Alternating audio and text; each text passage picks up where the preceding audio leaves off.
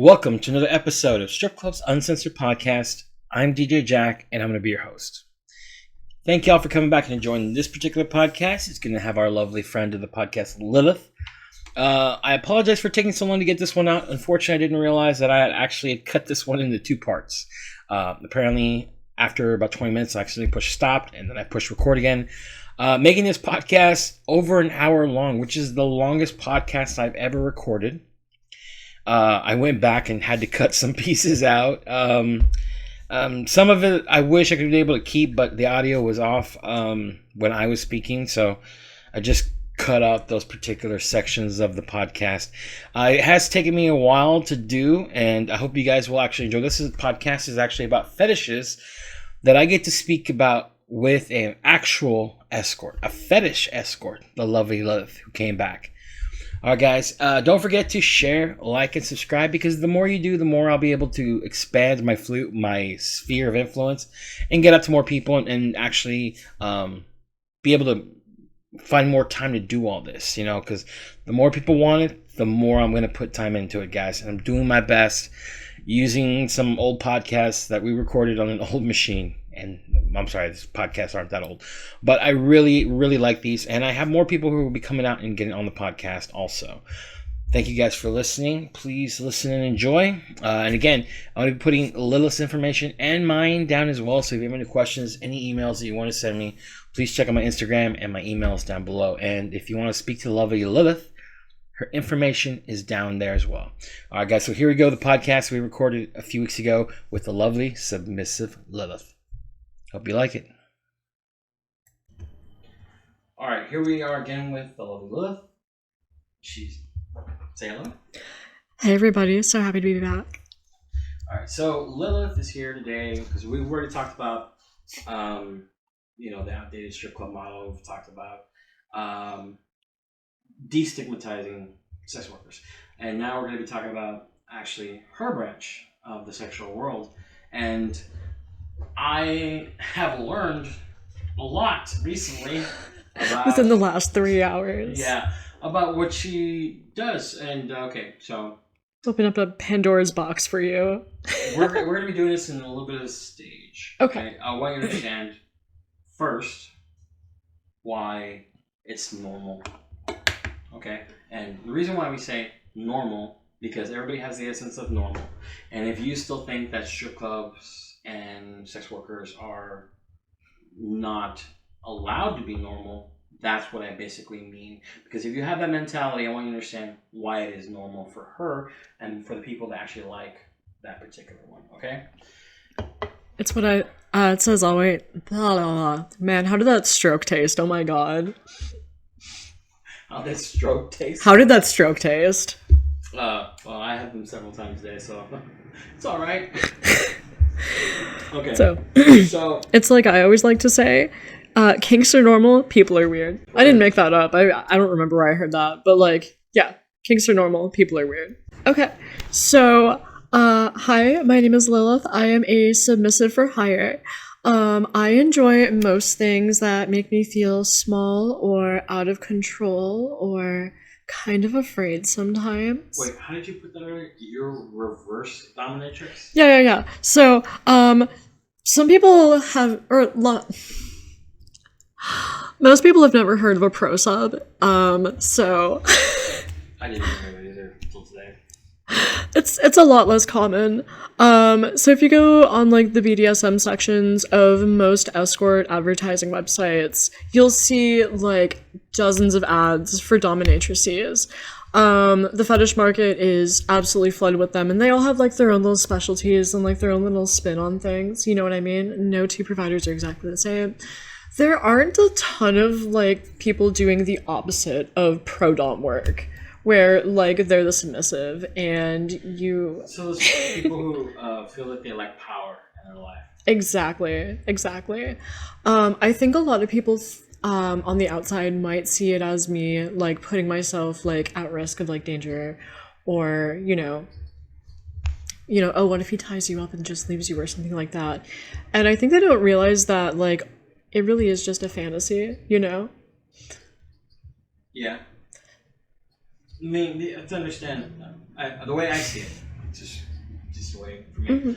It's everybody's had that one instance where somebody they were dating said, "Choke me." Yeah. I know that I've had more than a few. Spank me, you know? Spank me, choke me. Tell me what a dirty little slut I am. I've actually had more, I don't know, say more than a few. I'm saying a few women who've actually told me, hit me. Some guys are into it. No, I'm not. It's not my wheelhouse at all. So I'm not going to hit a woman. I know some guys have actually enjoyed hitting women. Just not my personal preference, but there are people. And I just want to interject. If you are a guy who's into that, there's nothing wrong with you, but please make sure you ask first. I've been in so many sessions where I'm having a great time with a guy, but we didn't negotiate for slapping beforehand, and he'll just like strike me across the face, and I'm not really expecting it. And it can be really jarring, and it can feel like a violation of my consent. So if you're into face slapping, please just bring it up. Like, more women are into it than you think, but we gotta be prepared for it. So she's reverse dominatrix, and but do you feel that, because people who have too much control feel that they need to lose it, which is basically why they get a dominatrix. And I can totally understand that feeling. Now, because I am a control freak in like every other aspect of my life. Wait, so does that why you decided to follow this particular fetish in life? I think some people just always know who they are, and they always have a pretty good idea of what their tastes are sexually. And that's me. I've always kind of known that I've enjoyed prioritizing my partner's pleasure. And I've found that the older I've gotten, the more I enjoy it when it's at my expense. So do you think that the women who I've been with in my life who told me to choke them or hit them, they wanted to be submissive? Maybe. They could just be masochists, and being masochistic and being submissive can be different things. They can overlap. But a masochist, by definition, is someone who just enjoys pain, whereas a submissive, which is more what I identify as, we enjoy giving up power, and we enjoy surrendering. Okay. We enjoy, like, following orders and allowing you to take control. All right. I'm not opposed to being flogged or spanked or anything like that, but that's not really the core of what I focus on. There are some pro subs out there who are absolute pain sluts, and I love that for them, but that's not really me. So, now you've described it, and how would you tell that to people? I mean, just in a normal conversation, like if you just regular conversation. Like when people ask me what I do. Mm-hmm. Oh, I have cover stories for that. No, just terms. I mean, you already did that. But imagine you're trying to get me to more understand, because we've to people like and to try to make a way for me to accept it. There we go. To accept it. Okay. How would you explain it to me? So, basically what I do is, are you familiar with escorting? Yes. Okay. So, are you familiar with the world of fetishes and BDSM?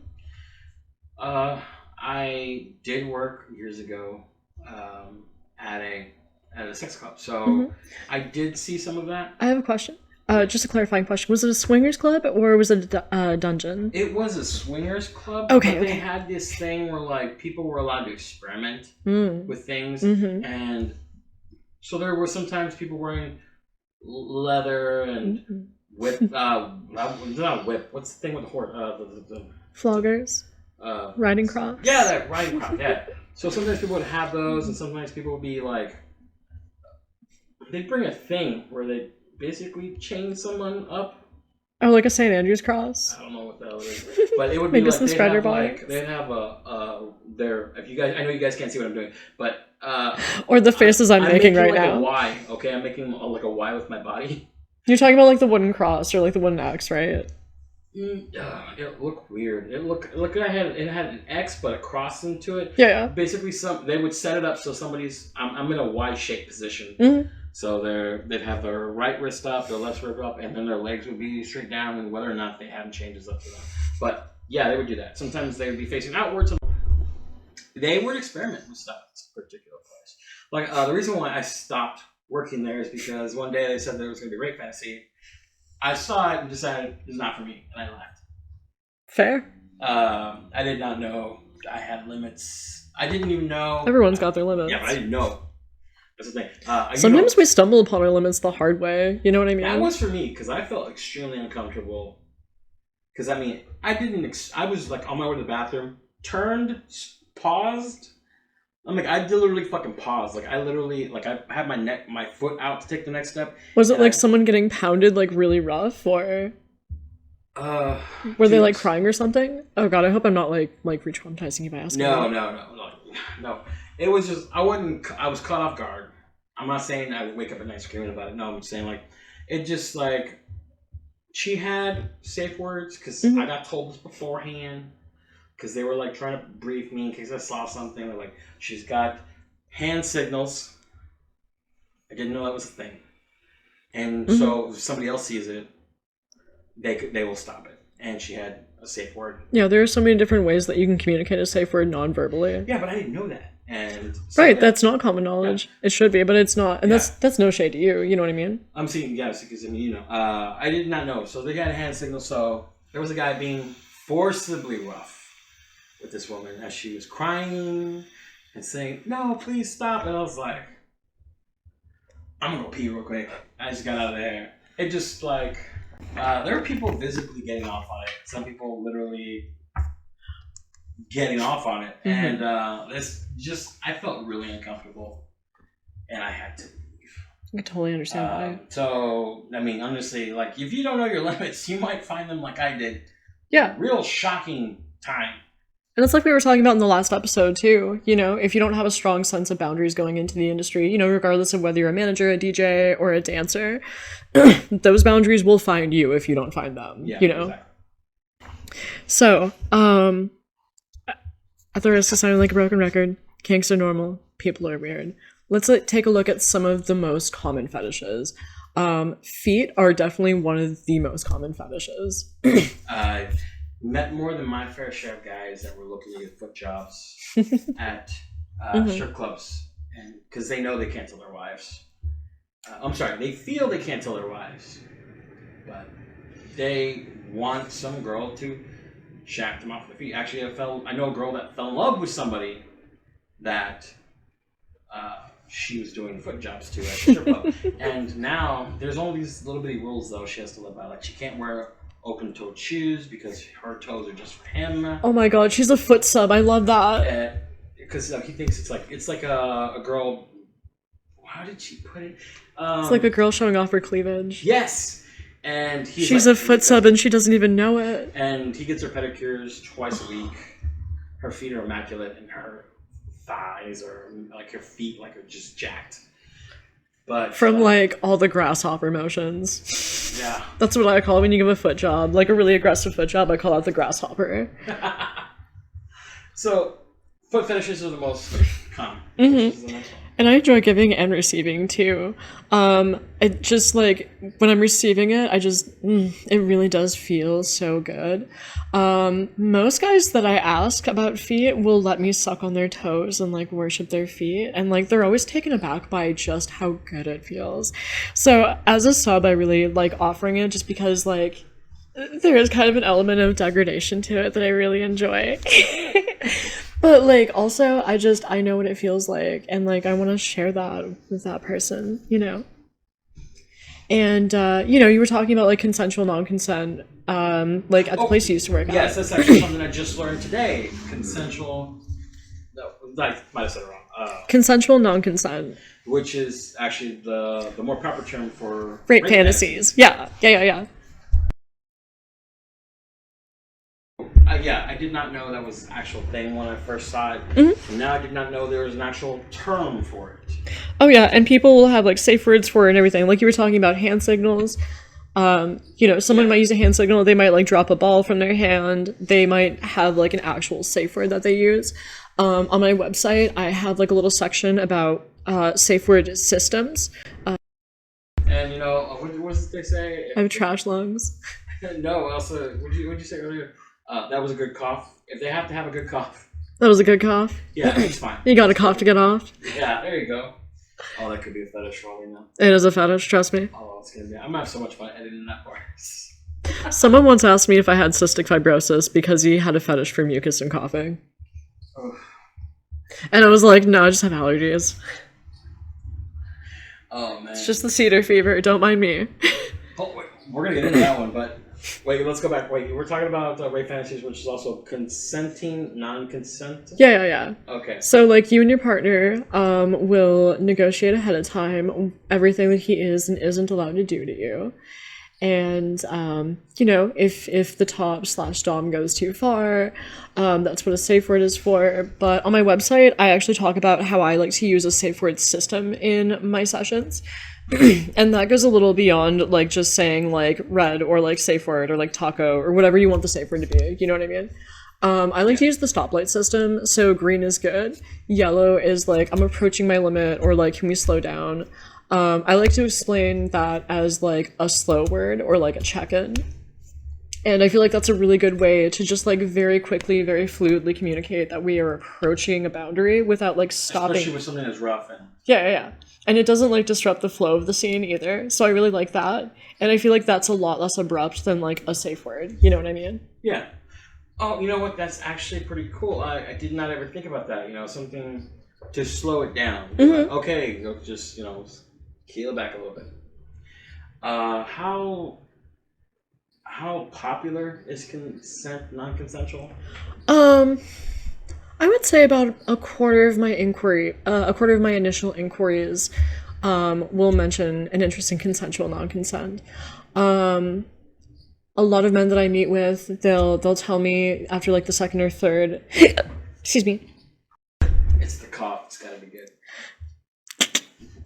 But yeah, after the second or third meeting with me, they'll tell me, like, I have, like, this really intense, like, rape fantasies. They'll be like, oh, do you want to do, like, this kind of role play together? We could do it this way or this way. We could try, like, this fantasy or this fantasy. And I love seeing the relief on their face when they're met with, like, not just non-judgment, but, like, excitement, you know? And excitement to, like, really make it, like, as best as I can for them and, like, the most enjoyable, intense experience possible. Well, if some people want a dominatrix or somebody wants a sub, what kind of person would like a rape fantasy? They just want complete control over the situation? Yeah, I think people just enjoy knowing that the sub or the bottom has, like, that much trust in them to not really harm them and to not really mistreat them. Okay. And, I'm trying to figure the best way to say this part. I mean, it's good that people have a release for these particular fantasies. I'm not saying it's bad. I'm just saying, like, does it help people out in their lives being able to release this kind of frustration and energy? Oh, absolutely. I think that there needs to be space in sex work for people to explore the darkest, most depraved depths of their desires, you know?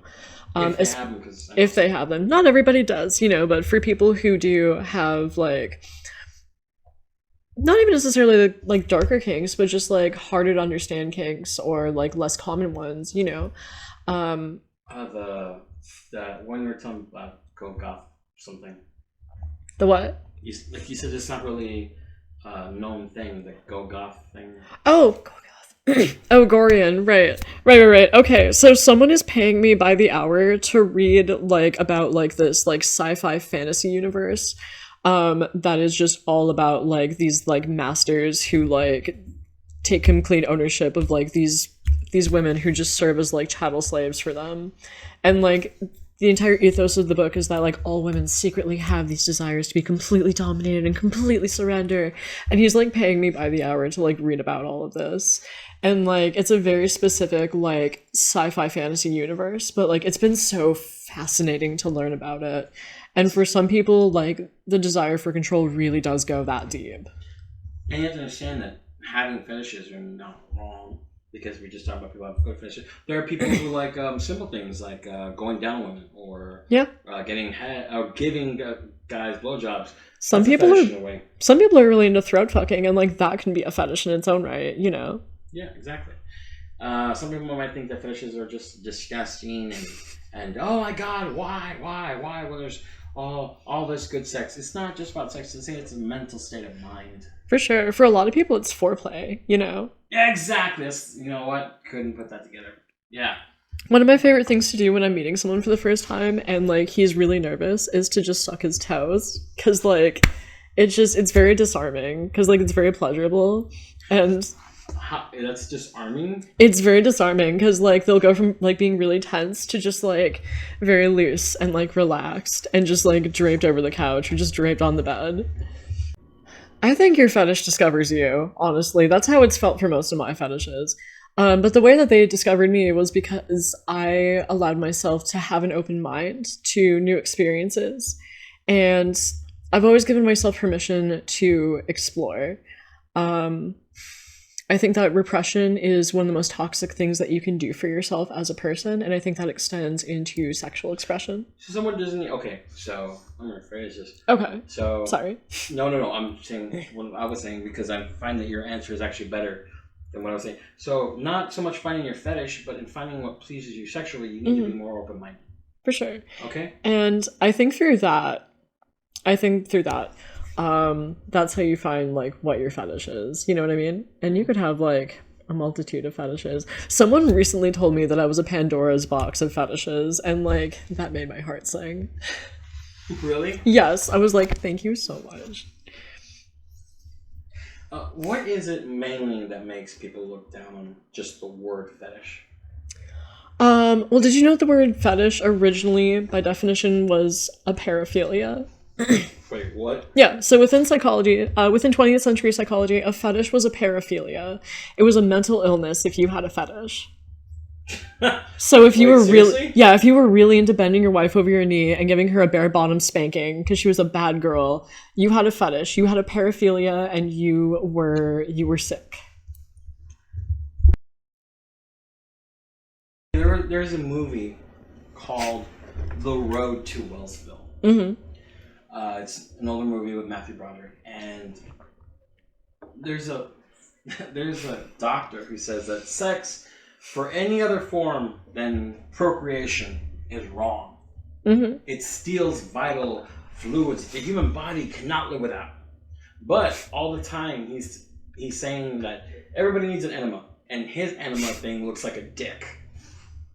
You know, the one that he uses to shove up his ass and do his daily enema, it looks like a penis. It's not like the other ones that everybody else is using. It's ergonomic. It looks like a well-maintained penis. A well-maintained penis. There's a lady in the movie who's talking about, like, she has a bicycle smile. Mm-hmm. You ride a bicycle, basically the leather between your legs, because it's basically made in the 1920s era, and it causes her to have an orgasm. Mm-hmm. And then this one woman who's looking to release this frustration, all this energy inside of her, goes to a doctor who literally fucks her, and then she's suddenly smiling. Like the Viagra commercials, the Smiling Bob... Oh no, Enzyme. The Smiling Bob commercials. Yeah, that's pretty much... It's like the whole movie, they're basically saying, sex is bad, and it's like, oh, but there's sex everywhere. If I could whistle right now, I'd be doing the Enzyme whistle. The what? The Enzyme whistle. Oh, I do it that. What is? Oh, they were like these male enhancement pills, and like they were like these old commercials on late night TV, and it was this guy named Smiling Bob, and he always had like the most psychopathic smile on his face. I would too if I had an erection every time I needed one. Oh god, I just snorted right into the mic. Okay, so no, that's fine. So that's why people thought that fetishes were bad, because they thought it was a mental illness. Yeah, they were medicalized. I'll be damned. I mean, so was homosexuality until the 80s.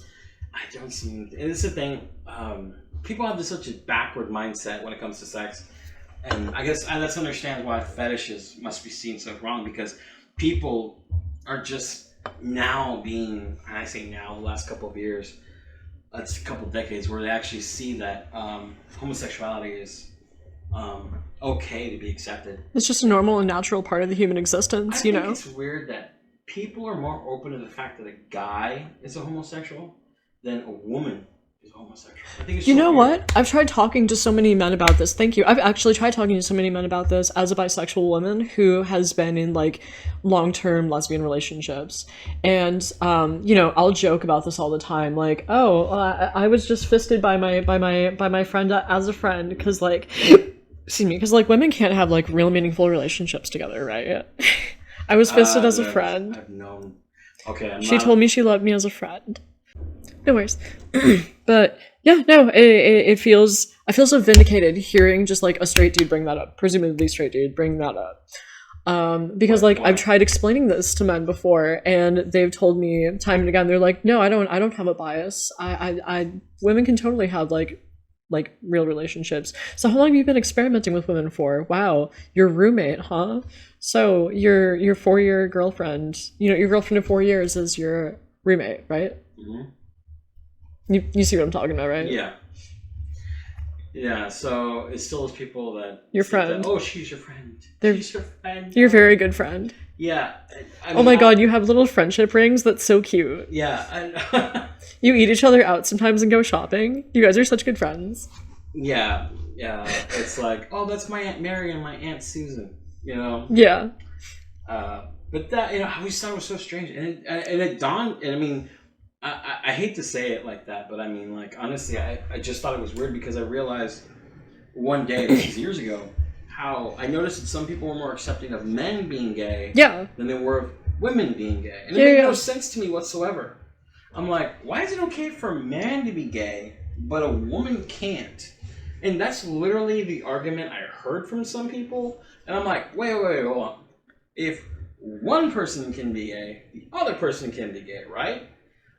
And it came, basically, the wording that I got back was like, a woman should be bi, not gay. But what the fuck does that mean? Why? They can do whatever the fuck they want. Nope. You know, I was talking... sorry, not to cut you off, but... No, I've been trying to talk with people in my life recently about the street harassment that I get with, like... Street harassment? Yeah, so, like, you know, I have short blue hair, and, like...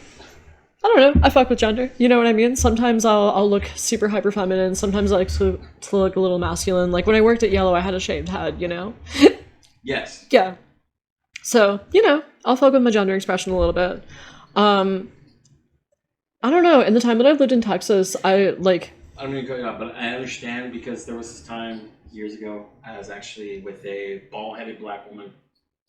I fell in love with that woman. That bald-headed bitch? Yeah, and... Oh god, this is going in the podcast, isn't it? Oh no. Yeah, I don't care. Oh god. My friend, like, some of my friends know this story. Yeah, go ahead. So you said you were bald when we first met. Yeah. Actually, yeah, the truth is I did not know you were that woman walking in because I would see you with a wig on, and then you're all like... And then one day you walked up to me and said goodbye, and I was like, oh my god! That is you! Yeah, I had my disguise off. Yeah. The listeners can't see, but I have like a little finger mustache up. Yeah, I know, that's all. So... You were saying... Yeah, I get like a lot of street harassment, and it is literally because I'm perceived as like, you know, a gay woman. Like I'm bisexual, but like sometimes I like to look a little masculine, you know what I mean?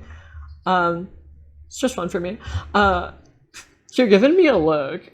No, I'm just trying... I'm just listening. Okay. I don't think you've ever seen me without strip lashes, so I think you're just trying to imagine me with like... No, I'm picturing you as when you came up to me without your wig on. Oh, yeah. That's why I'm listening to you. Yeah. Okay, cool. But I'm also getting what you're saying. Yeah. But, you know, like, people will, like, scream things at me. They'll, like, clip my shoulders and things like that. And things that, like, my gay male friends never did. Shit at you. They'll, like, scream, like, rude things at me. Like, from their trucks or whatever. It's always truck drivers. I'm guessing the word they say dyke or something like that. Yeah, someone did that, like, really recently. And, like... Oh, you know what? And I'm always like, saying this part. And I've tried to talk to like my gay... I just want to wrap up this thought really quickly. Sorry. So I've talked to like my lesbian friends about this, and I have talked to like my gay male friends about this, and I've talked to like all of my queer friends about this. Oh, wait, I was going to go back. I was about to say like, we've got to mark this down because we should have a whole conversation, a whole podcast just about this. Oh my god, yes. Yes, that's what I was about to say. Like, we really should mark... we're seriously going to talk about this one whole fucking day. Just the harassment that people get. Because there are women that work at the strip clubs who are... lesbians. Yeah, I don't think people realize how common it is to be a lesbian stripper. 1 out of every 8. Yes. At least. Some days it's more. And there are like so many queer and like, you know, just so many queer women like in the club in general, you know. We gotta talk about this sometime. We do. Yes. Okay, but go back to what you were saying. Mostly truck drivers, right. That kind of stuff, yeah. Yeah. And I get about as much in Cedar Park as I did in the Domain. Makes sense, Domain has that kind of energy too, you know. But Yeah, it happens so consistently, and I don't know, it's so exhausting sometimes. There are so many ways to be a woman that shouldn't have to involve being sexualized all the damn time, you know? Heard him in my life more than once, mind you. So when I say it, I've heard it more than once, I've literally heard it more than once. That somebody said that, oh, Bob he has a gay fetish. It's like, I'm pretty sure Bob is gay. It's not a fetish. It's a fetish. How is it a fetish? No, because they lump it all together as something that's bad. Because people think that fetishes, some people, because of the word they hear, they think that homosexuality is a fetish. I've actually heard people say that. They think it's something that, oh, you'll grow out of it. I know, that look on your face. You grow into it over time. Yeah. I'm saying like that's not, but people lump it in there sometimes with that word. And when I say I've heard it more than once, I've literally heard it. It's not safe to repress those parts of yourself, you know? I completely agree. But, you know, again, that's what I said. We got to have a whole conversation about this. For sure. All right. So we're going to come back to, we were saying that we were talking about earlier. I know we went way off topic. This is pretty good. I love this. This is a great episode. We're talking about foot fetishes, and then what was the next one? Consensual, non-consent. Yeah, consensual, rape fantasies. Yeah, rape fantasies. And what's the next one? The next most common? Yeah, that you would say. I mean, none of this is in any particular order. This is just, you know. Yeah. As someone deals with it, you have more knowledge about this than I do. Yeah. Honestly, a lot of doms consider, like, deep throating to be a kink, or, like, hardcore throat fucking to be a kink. Really? Yeah. You know, because, like, there's, like, an element of, like, power exchange with it, you know? Actually, I've seen comedians make jokes about it recently in the last couple of years. Yeah, you know what? The most famous one is actually Bert Kreischer. Mm-hmm. He was talking about that he was watching it on his phone, and his wife saw it, and she's like, well, you were watching You Hurt My Throat 12, and he's like, that's too specific. Because he accidentally linked his phone to the TV in the bedroom. And she saw him looking. You Hurt My Throat 12. Yeah, I love that. 12. And she's like, how is that? You know, he's like, honey, that's the love of the game. That's why she does it like that, because she loves the game. But yeah, I did not consider that actually a fetish. Yeah. Sometimes people will pay me just for that, for like hours of that. Wow, really? Yeah. Hours? Damn. Yeah. I take very good care of my throat when I'm not like constantly vaping. As an escort, she does fetish work. So, how'd you get into this? It was a very long road to get here. The short answer is I started camming when I was 21. I was just about to turn 21. I had started doing camming. I did camming for about like 7 years. And I did sugaring and freestyling in my spare time.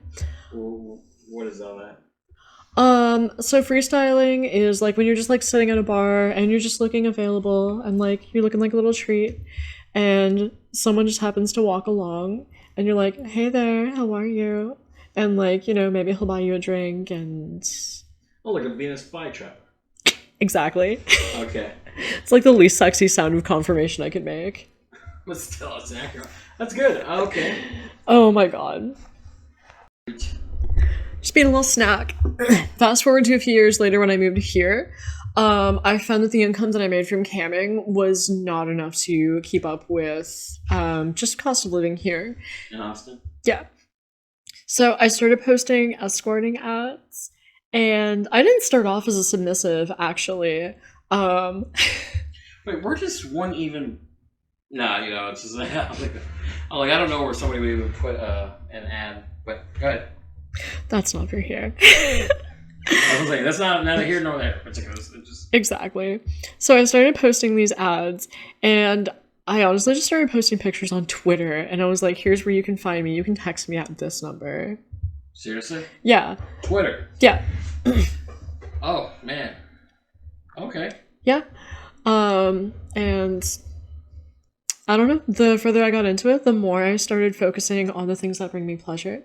And the things that bring me pleasure are a little different than what the average escort might provide.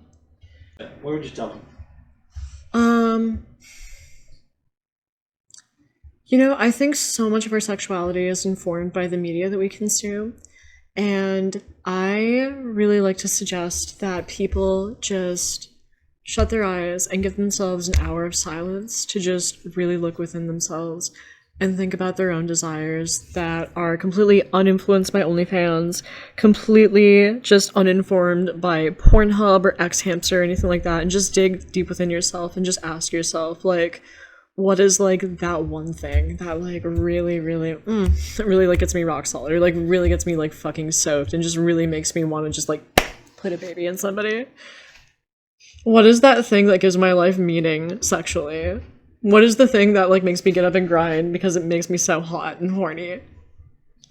That's actually... And I think if you just give yourself 60 minutes to just kind of, like, really meditate on that, while you're just playing with yourself or whatever you're doing, I think you'd be really pleasantly surprised by the new information that you walk away with. There you go. I see this is another reason why people should normalize, sex workers, because... Normalize edging. Normalize what? Normalize edging. No! Just edge for, like, an hour and just, like... Oh, hell no. I will never get behind that one, okay? And for those of you You're who don't lost. know what it is, you know what it is, okay? Getting to the point where you're almost... If you know, you know. Yeah. Almost getting to the point where you're going to bust it and then stop. Oh, no, shit. You don't stop. You just hold it there. Yeah. You know what? To me, that's stopping. Okay? I cannot do that. That's, if I become ruler of the planet, tomorrow, okay? No. Yes, I would stop edging. I'd make it a crime. Don't king shame. No, don't king shame. I thought you were trying to normalize all of this. That's true. I know. It's just one thing I don't like. You know how many times women don't deny me? I did not consent to being denied like this. No, that's true. You denied me one of my fetishes. Oh, no. I'm pouting so visibly over here right now. Now I'm only joking. I know. No, I've got a friend. It's just no, he does. Starts with a T. Tantra? Yes, he does. I love Tantra. Okay, so I've done Tantra in the strip club. Not tantric sex or anything like that. But, like, there was this married couple one time, and ultimately what Tantra is like matching your breathing to someone else and, like, matching, like, the rhythm of your movements. Yeah, he said that when they discovered edging, like, his orgasms got so massive, he thought he was gonna have a heart attack. Yes. And I'm like, how the hell is that? He's like, well, potentially my orgasms go a lot longer. Yeah. And I'm like, how? So, bringing it back to the strip club. So, you know how, like, in the champagne room, or just in general, like, with a couple, all the attention's on the woman, right? Yeah. You still gotta be octopus hands with the guy in the background, but you still also gotta make the woman the center of your universe. You know what I mean? So, you're over here growing 7 more tendrils so that you can, like, keep his fingers out of your holes. And... But, you're also, like, making this woman just, like, the center of everything, and you're just, like, gyrating on her and, like, feeling up on her, but you're not really, like, touching her, And what I like to do is I like to just get, like, into her ear and, like, and just, like, see how long it takes for her to, like, match up and sync up with my breathing. Oh. And this woman was, like, soaked. She was wearing a dress and, like, she had some panties on. She had, like, a little puddle going on. I never touched her beyond, like, her outer thighs and, like, caressing her hips. And, like, this woman was just, like, ready for it. She was just down for whatever. Oh, man. Why they're so good at Tantra. Alright, but all good things must come to an end, because this is going to be this is the longest one I've ever done.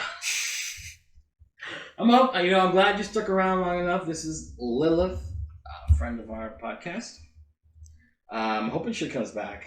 I would love to be back to talk about more kinkiness. Yes, and you know what? Honestly, I'm going to send you the link. Normalize kink. Also, we're going to be providing you with Lilith's information. You should be seeing a picture right now.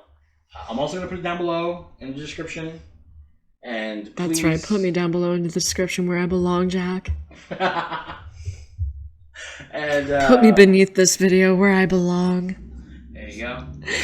So if you have any questions, don't forget I'm also Instagram. Well, that's going to be in the final cut. But guys, thank you for listening. Don't forget, Lilith, say goodbye to the audience at home. Goodbye to the audience at home.